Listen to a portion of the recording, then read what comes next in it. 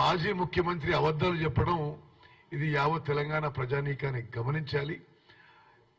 మా ప్రభుత్వం 24 గంటల పవర్ ఇంటరప్షన్ లేకుండా ఇవ్వడానికి ముఖ్యమంత్రి రేవంత్ రెడ్డి గారు, ఉప ముఖ్యమంత్రి పవర్ మినిస్టర్ బట్టి విక్రమార్క గారు స్పష్టమైన ఆదేశాలు ఇచ్చారు. ఎంత ఖర్చైనా సరే పవర్ కొనుగోలు చేసి 24 అవర్స్ పవర్ కొనసాగిస్తాము. అదేవిధంగా పవర్ విషయాల్లో మీకు కొన్ని చెప్పాలి. అన్ని అబద్ధాలు నిన్న మాట్లాడింది. నేను 5 ఏళ్లుగా పార్లమెంట్ సభ్యునిగా భారతదేశం యొక్క పార్లమెంట్ యొక్క ఎనర్జీకి సంబంధించిన పార్లమెంట్ కమిటీలో సభ్యుని, ఒక కీలక క్రియాశీలక పాత్ర పోషించిన వ్యక్తిని.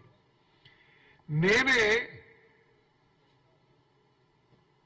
అప్పుడున్న చైర్మన్, మళ్ళీ ఇప్పుడు ఉండలేదు కానీ ఎన్టీపీసీ చైర్మన్ ని పార్లమెంట్ కమిటీ మీటింగ్ లో అడిగినా మరి 4000 మెగావాట్లు తెలంగాణకి